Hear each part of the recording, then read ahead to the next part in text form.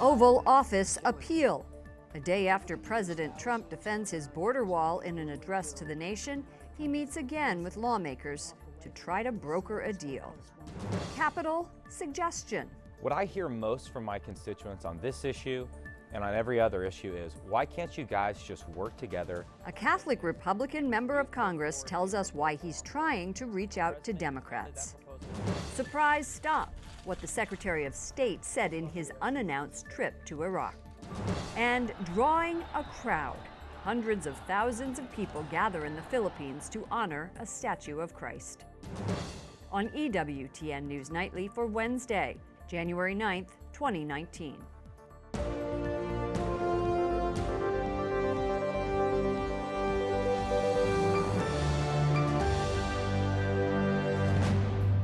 Good evening from Washington, D.C., and thank you to those of you joining us from around the world for news from a Catholic perspective. I'm Lauren Ashburn. President Trump walks out of a meeting with congressional leaders. This is according to top Democrats. They came to the White House for another round of talks to end the partial government shutdown. Speaker of the House, Nancy Pelosi, and Minority Leader Chuck Schumer spoke to reporters after the meeting. He sort of slammed the table.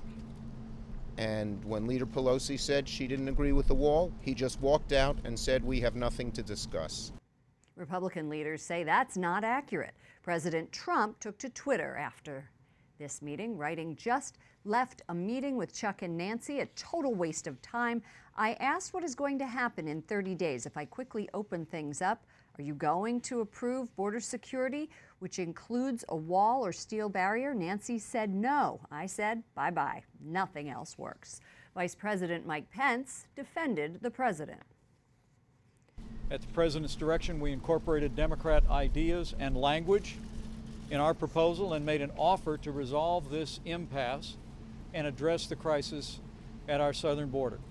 And today, in this brief meeting, we heard once again that Democratic leaders are unwilling to even negotiate. White House correspondent Mark Irons was on the North Lawn outside as leaders spoke to the press.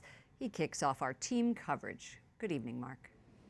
Good evening, Lauren. Democrats believe a wall would be ineffective, unnecessary, and they say the fight over its construction is only dividing thousands of federal workers from a paycheck. But the president isn't budging. The president insists he won't reopen the government without greater border security. And today he says that can't be achieved without fulfilling his campaign promise. If you don't have the wall, it doesn't matter. In his primetime address to the nation last night, the president said thousands of migrants illegally cross the border daily. He warned smugglers are using immigrant children as pawns and claimed 1/3 of migrant women are assaulted on their dangerous trek to the border. Women and children are the biggest victims, by far, of our broken system.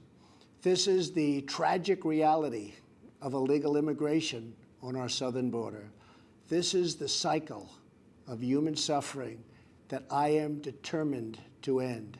House Speaker Nancy Pelosi and Senate Minority Leader Chuck Schumer providing their own rebuttal last night to the president's speech. The symbol of America should be the Statue of Liberty, not a 30-foot wall. They say the president is misleading the public and spreading malice. President Trump must stop holding the American people hostage, must stop manufacturing a crisis, and must reopen the government. Today at the White House, we asked Republican Congressman Chris Smith to weigh in. He's fought for persecuted Christians in the Middle East and human rights in China. Is the situation at the border a humanitarian crisis? The situation on the border is absolutely a humanitarian crisis. The new legislation or initiative that was announced last night has a whole component designed to try to, again, mitigate that misery, food, clothing, shelter, to make sure that people do get the kind of assistance they need. Today, President Trump said he is still considering declaring a national emergency to address border security and wall funding. Now, if he makes that declaration, it will likely be challenged in court. Lauren? White House correspondent Mark Irons. Thank you, Mark. EWTN News Nightly will provide comprehensive coverage of President Trump's trip to the southern border tomorrow. White House correspondent Mark Irons will travel to McAllen, Texas to cover the presidential visit. You can follow him on Twitter at Mark Irons Media and watch our report from the border tomorrow evening. President Trump claims he has tremendous support from Republican lawmakers in this shutdown stalemate.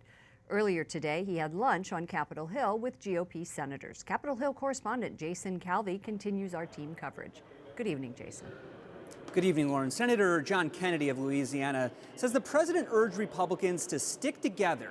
House Democrats are moving ahead to pass individual bills to reopen federal departments. But the Senate Majority Leader says he won't back a bill the president promises to veto. Earlier today, some lawmakers seemed hopeful. I had a couple of phone calls with Democrats this morning. There's a deal to be had. But that elusive deal to reopen the government has been out of reach for 19 days. Democrats are not going to give the president $5.7 billion for border security unless they have something that they want to. Republican Lindsey Graham says that could include protecting Dreamers, those immigrants brought to the country illegally as kids. I asked this Democrat if he'd say yes. My understanding is that the Dreamer community themselves does not want to make that trade-off. They especially don't want to make the trade-off with the kind of Dreamer option that Trump would offer. The president says opening the government could be easy.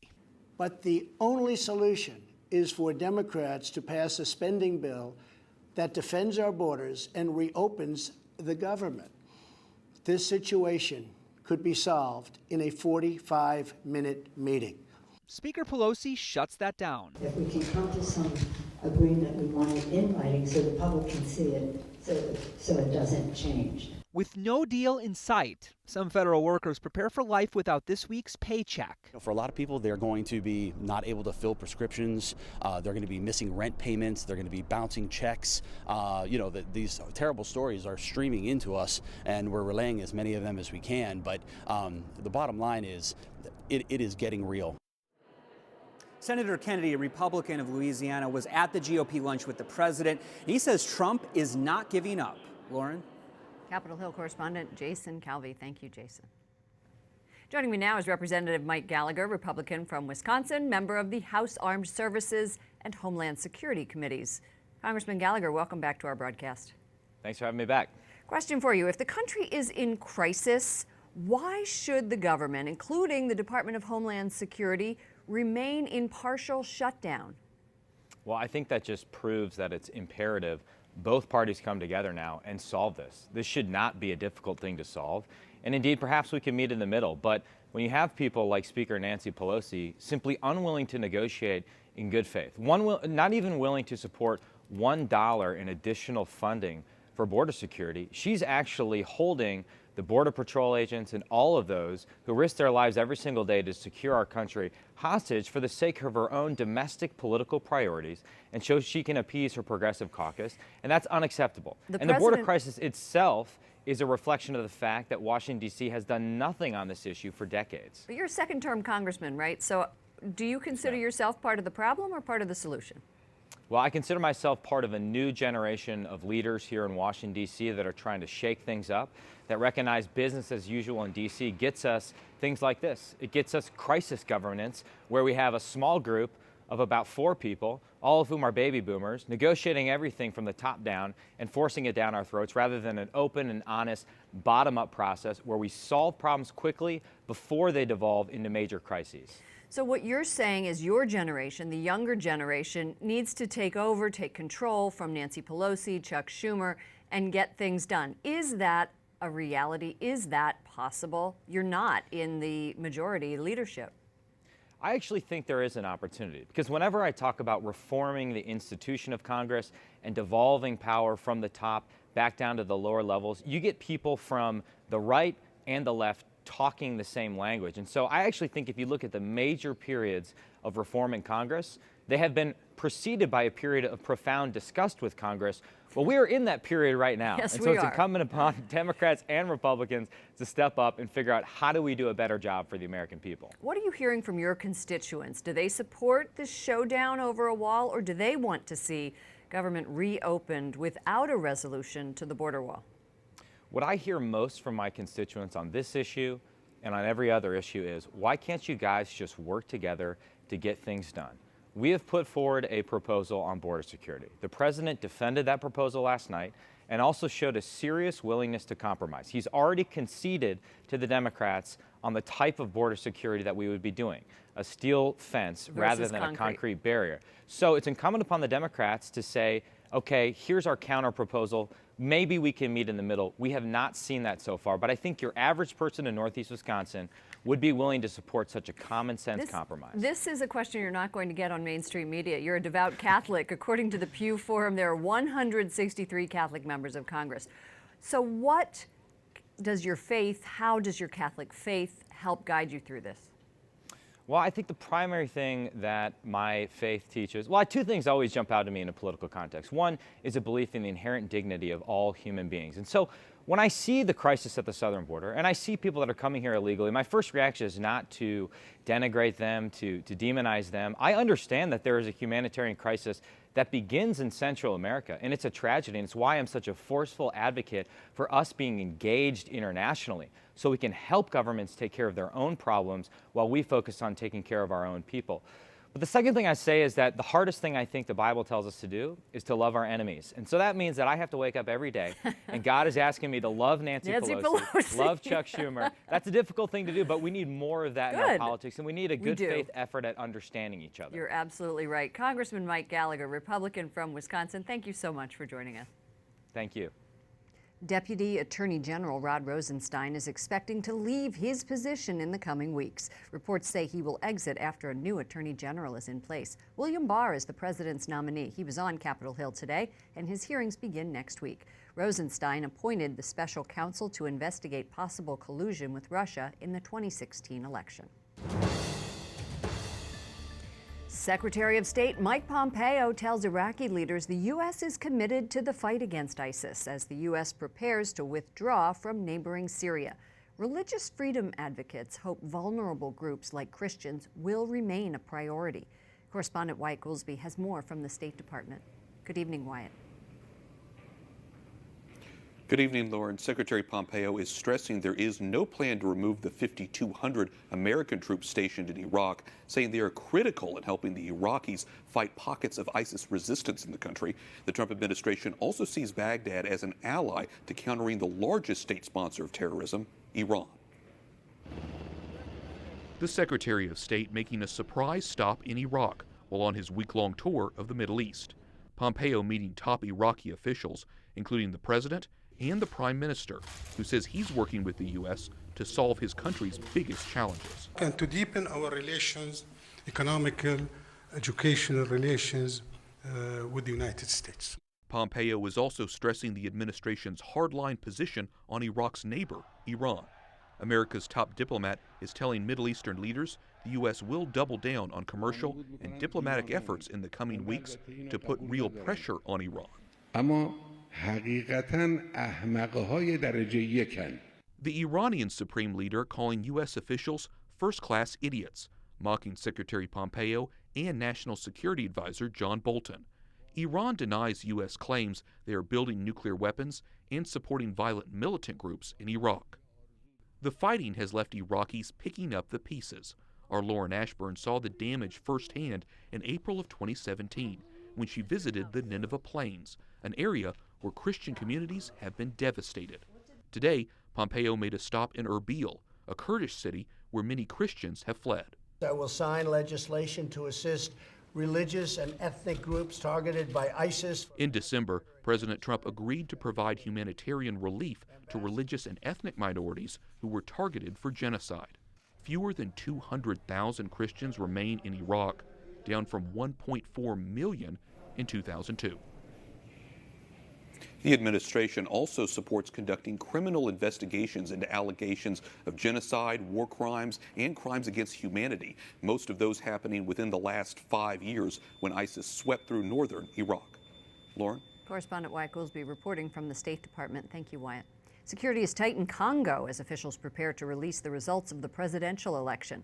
Police surround the Electoral Commission. More than 300 organizations say people should be ready to protest. The opposition leader is threatening to publish his own results. Catholic leaders helped organize thousands of election observers for the December 30th vote. It had been delayed for 2 years by former leader Joseph Kabila. Malta has reached a deal for nearly 250 migrants to be distributed among 8 other European Union countries. Some of those migrants had been stranded at sea and were brought to shore today. The deal ends an impasse that kept them stuck on rescue boats while European governments negotiated where they could disembark. Alan Holdren is the EWTN Rome Bureau Chief. Alan, church officials in Malta have been urging Europe to take action to help these migrants. How are they reacting to the deal?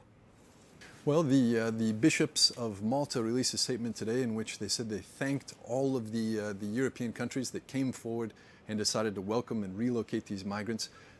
In particular, they said they wanted to express their gratitude to all of the agencies and organizations that serve to promote solidarity with the migrants.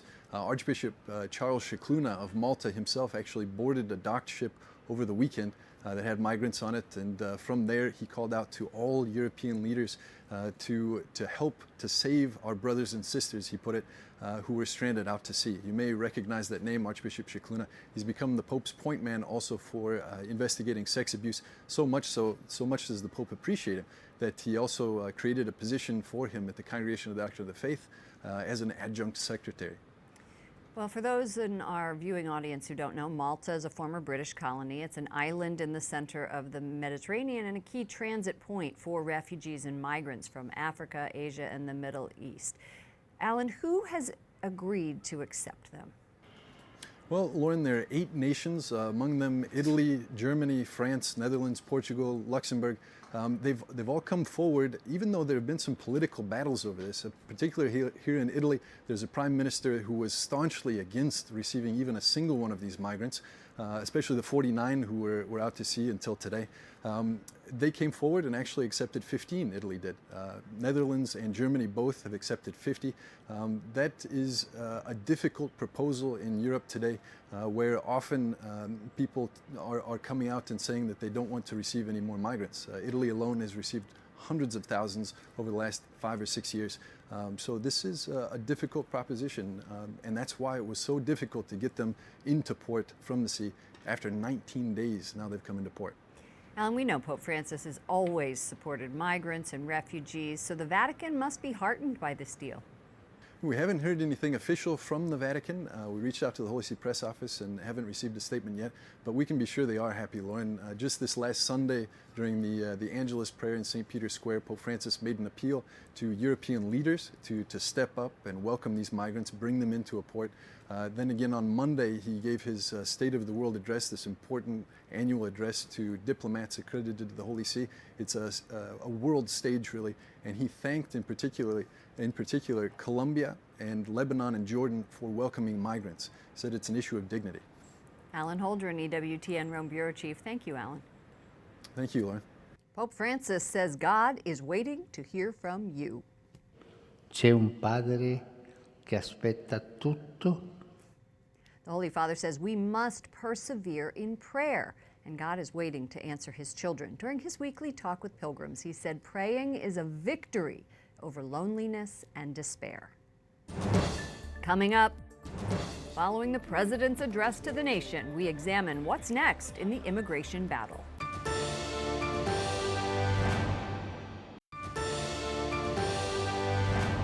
Earlier this afternoon, just steps from the Oval Office, lawmakers continued their war of words over who is responsible for the government shutdown. Many Americans are asking, is a compromise possible?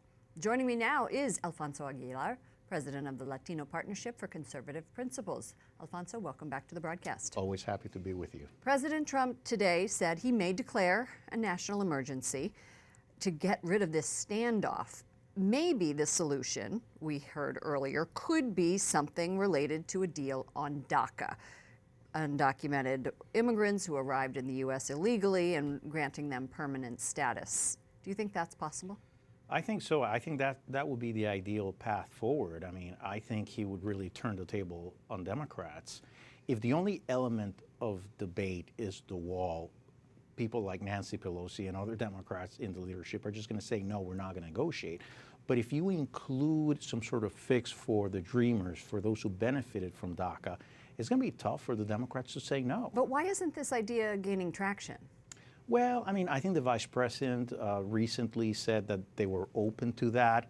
But for it to happen, I think the president has to propose it. At this point, the Democrats, clearly they don't want to negotiate. And they're not proposing anything for the Dreamers. They just want to embarrass the president. But I think it's the president. The president should do it. And frankly, it could help him. Do you think that's really what it is? They just want to embarrass the president? Sadly, it's a partial shutdown. I think they want to embarrass the president. I mean, look, both sides are, at this point, are trying to please their base. This is 2 years away from the general election, so the political impact is minimum. But I think as time goes by, we are going to see important services being affected. Well, let's talk about your base. You lead a group that advocates for conservative values in the Latino community. So what are you hearing from those folks? Well, I mean, I think they're understanding of the need for a wall. Certainly, they don't see it as immoral. We can understand if people are against the wall for policy reasons, but to say it's immoral is quite extreme. But I think what Hispanics want to see is, besides enforcement measures that are important, like a wall system, find a way to bring the Dreamers, to provide some sort of legal status, perhaps even a path to citizenship to Dreamers, as the president proposed last year. I think that will be forward-looking. I think he will get a lot of support from Hispanics. I don't know what the president's waiting to propose that publicly. You tweeted, and I want to pull this up on a full screen here. You tweeted about Speaker Pelosi's comments about this border wall being immoral, but that one of her first acts as Speaker was to repeal the Mexico City policy, which funds abortions overseas. And you said, quote, "This is the dictatorship of relativism that Pope Benedict XVI talked about in full force." Do you think that Nancy Pelosi will be successful in promoting pro-abortion legislation? No, because it's not going to pass the Senate, thank God. Look, sometimes we get caught up in these debates, but it's important as Catholics and responsible citizens to raise the red flag. When she talks about morality, talking about the wall, I can understand if she's against it, but to say that it's immoral and then turn around and pass legislation to fund abortions abroad, it made me think of Pope Benedict. I think our society is upside down, where what is truly moral is supported, and what's not immoral or prudential, it's called immoral. I think it's important for us as Catholics to really raise the red flag and talk about these issues. Alfonso Aguilar, thank you so much for joining us, President of the Latino Partnership for Conservative Principles. Thank you. President Trump signs a bill focused on curbing human trafficking. He also reaches across the political aisle. My administration has made the fight against human trafficking one of the highest priorities. Today's bill marks the fourth robust piece of bipartisan legislation, and it is bipartisan, I have to tell you. The Democrats have been great. The bipartisan measure authorizes $430 million over the next 4 years to help combat sex and labor trafficking. Up next, Pope Francis's prayer intention for January, and why hundreds of thousands of faithful gathered in the Philippines.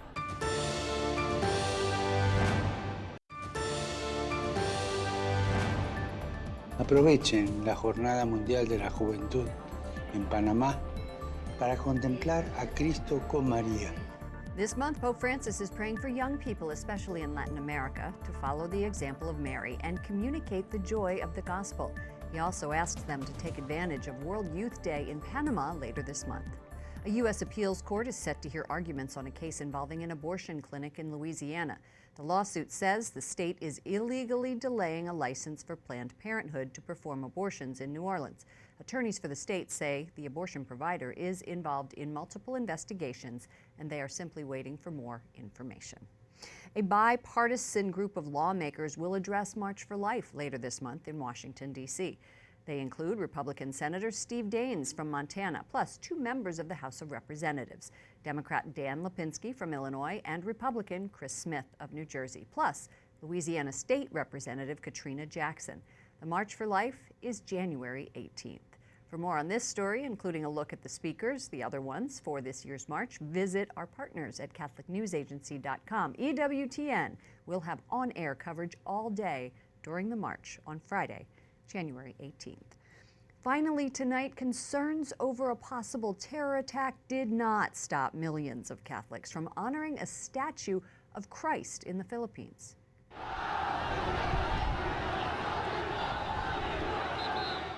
Look at that crowd. It gathered for this annual procession of the Black Nazarene. Police estimated 5 million people took part in the dawn to midnight procession in Manila.